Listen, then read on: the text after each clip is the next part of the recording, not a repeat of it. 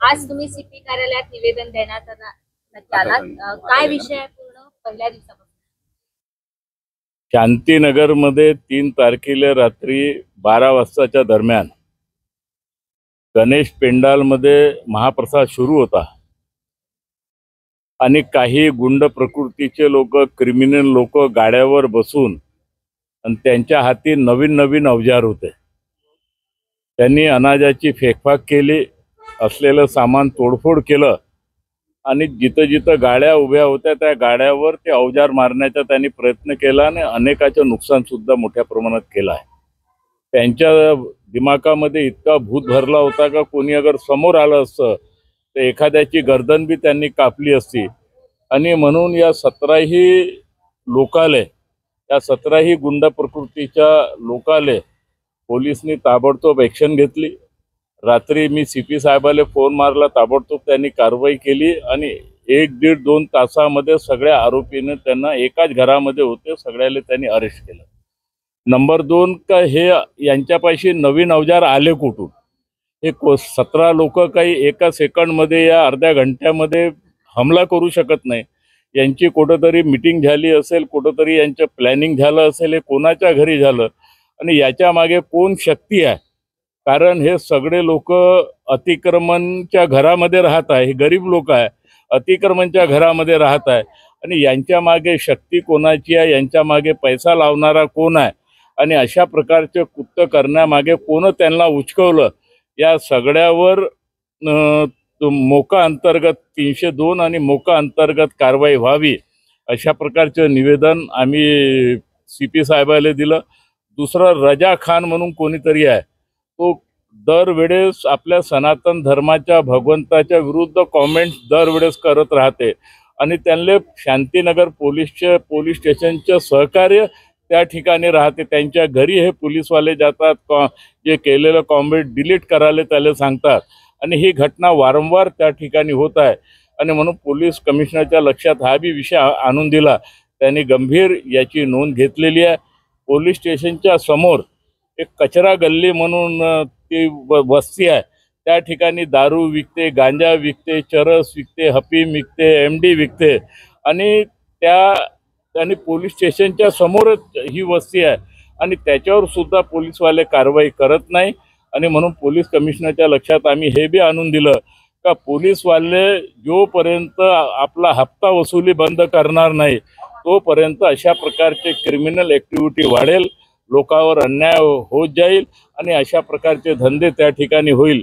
आणि म्हणून कमिशनर साहेबांनी सविस्तर सगळ्याचं म्हणणं त्या ठिकाणी ऐकून घेतलं आणि त्यांनी सांगितलं का तुम्ही बिनधास्त राहा, आम्ही त्यांच्यावर कडक से कडक कारवाई करतो आणि वेळ आली तर त्यांच्यावर जे आरोपी आहे त्याच्यामध्ये पुराणे बी गुन्हेगार त्याच्यामध्ये आहे आणि आम्ही मोका लावण्याच्या त्या ठिकाणी मागणी केली. वारंवार अशा घटना नागपुरात होत आहे. एकीकडे सामाजिक सलोखा आहे नागपुरात आणि आत्ताच 2 अशा घटना झाल्या, एक महालच्या परिसरात झाले, दंगली झाल्या होत्या आणि दुसरी ही यालाच लागून की त्या जागेवर एक लावारिस गाडी सापडली जिचा पुढे आणि मागे नंबर प्लेट नव्हती आणि बिफोर कुठेतरी नक्कीच ठरवून बैठक झाली असेल, म्हणजे हे मोठ्या गुन्ह्याला किंवा मोठ्या पुन्हा दंग्याला समोर जाण्याची घटना चालू आहे. नाही, हे खरं आहे का? नागपूर शहराच्या काही ठिकाणी अनेक प्रकारच्या अशा प्रकारच्या घटना घटून राहिल्या आणि त्याच्या मागे कोणीतरी शक्ती निश्चित स्वरूपात आहे.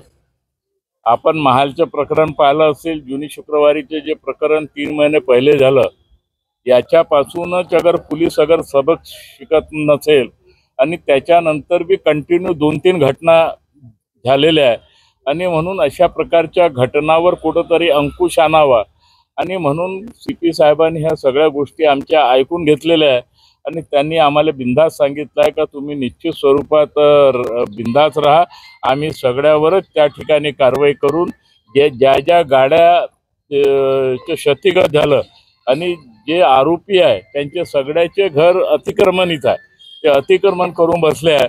त्यांना सांगितलं का तुम्ही महानगरपालिकेला कळवा, हे अतिक्रमण बसलेले घर हे बुलडोजर तोडून हे घर तोडा आणि ज्या गाड्याचा तुम्ही उल्लेख करत आहे त्या गाड्या बी बहुतेक त्यांनी जप्ती केल्या आहे आणि याच्या मागे आता शक्ती कोणाची आहे त्याच्यावर त्यांनी आता ॲडिशनल CPच्या माध्यमातून त्यांनी स्वतः त्यांना सांगितलं का तुम्ही याची गंभीर्याने दखल घ्या आणि याची चौकशी करा आणि जो जो आरोपी असेल मकोका लागणार का या आरोपींवर?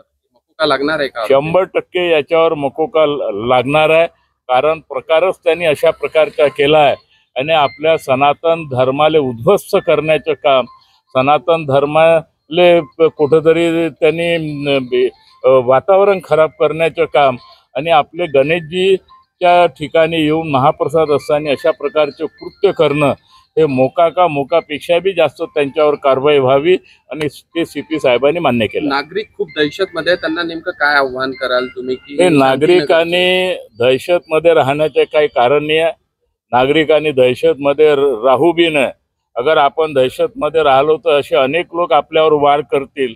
आपण ईटच्या जवाब खत्तरने आपण दिला पाहिजे.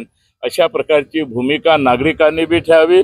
नागरिकाला आव्हान आहे की अशा कृत्य करणाऱ्या लोकांना तुम्हाला नसन जमेल, तुम्हाला कोण त्या ठिकाणी चुकीचे काम करते नाही तुम्हाला पोलिसला सांगायचं आहे तर तुम्ही हे नाव आम्हाला सांगा, आम्ही पोलीस कमिशनरच्या माध्यमातून त्या ठिकाणी कारवाई करू.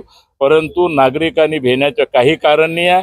पूर्व नागपूर असेल का नागपूरची जनता ही सक्षम आहे आणि म्हणून अशा प्रकारचे घटना ही वारंवार घटत आहे. याची दखल सीपी साहेबांनी घेतली आहे.